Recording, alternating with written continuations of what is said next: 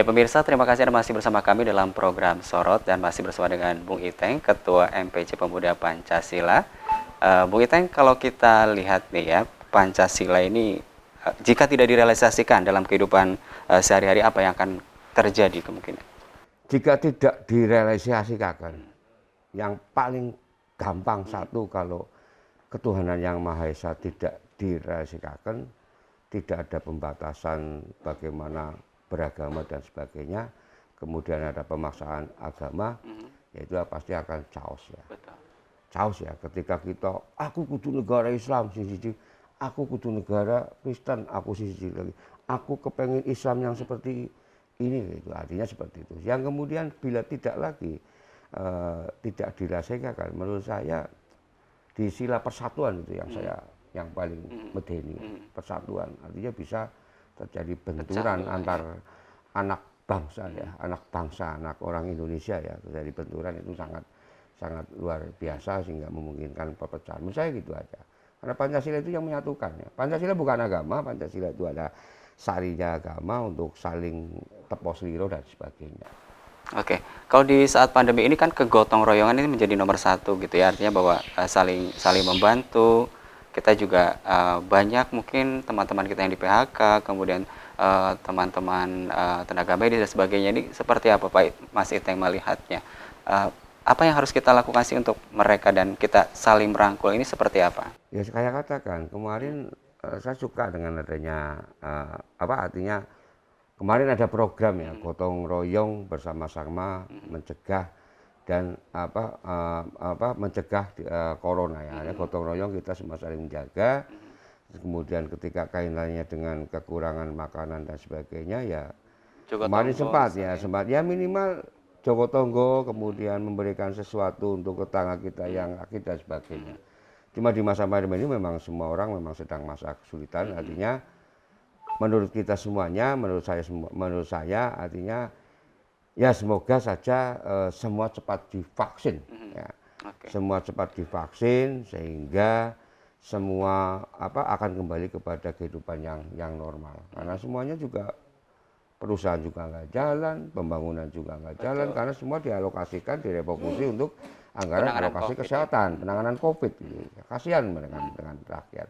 Ya kalau memang pegawai negeri atau yang sudah pasti itu dapat gaji ya, tapi kalau yang buruh-buruh yang sebagian anggota kami itu yang kasihan.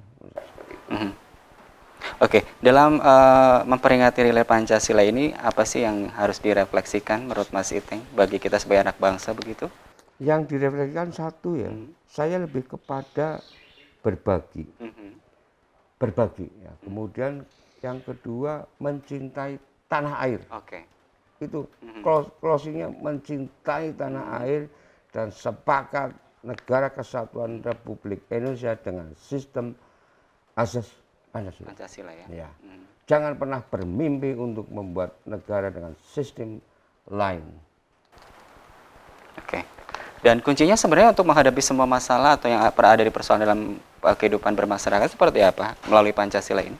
Ya satu kuncinya ya saling berbagi lagi sekali, saling berbagi, saling musyawarah, saling tidak melihat perbedaan begitu. Iya benar, berkeadilan sosial bagi seluruh rakyat ini. Artinya saling ngopeni lah, jangan egois ya, jangan egois bahwa hidup kita harus butuh orang lain untuk saling melengkapi. Oke, mungkin Bung Iteng ada yang disampaikan terkait dengan peringatan Hari Lahir Pancasila ini, terutama untuk generasi muda, generasi milenial gitu ya, di tengah globalisasi seperti apa? Oke, utamanya satu ya, untuk khusus kaum muda ya, milenial, mari kita semuanya sepakat dan harus sepakat untuk jangan sekali-kali melupakan sejarah. Jangan sekali-kali melupakan sejarah dan kemudian mari kita semua sepakat bahwa negara kita yang kita cintai itu asasnya Pancasila dengan konsep negara kesatuan Republik Indonesia. Ajakan-ajakan lain ya untuk mengganti ideologi Pancasila itu tolong sekali lagi dilaporkan kepada aparat yang menangani. Kan sekarang banyak sekali ajakan-ajakan yang mencoba untuk mengganti Pancasila.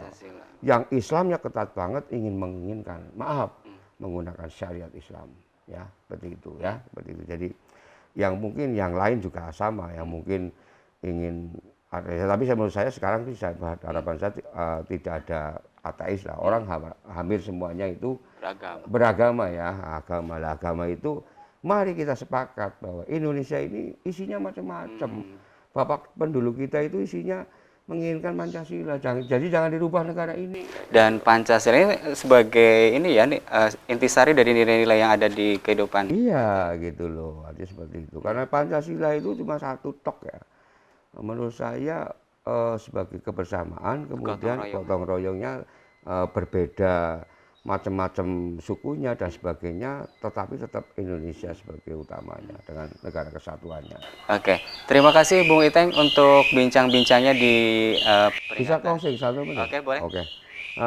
Ini khusus kepada masyarakat Kabupaten Banyumas ya, di masa pandemi COVID yang naik ya, atas himbauan dari Kapolda, Gubernur dan sebagainya, untuk tidak berkerumun, bagi masyarakat Banyumas untuk tidak berkerumun, kemudian pemuda Pancasila khususnya untuk tidak melakukan kegiatan-kegiatan besar ya, yang mengumpulkan massa sampai ada masa pandemi ini berkurang dengan mungkin semua orang sudah bisa divaksin ya.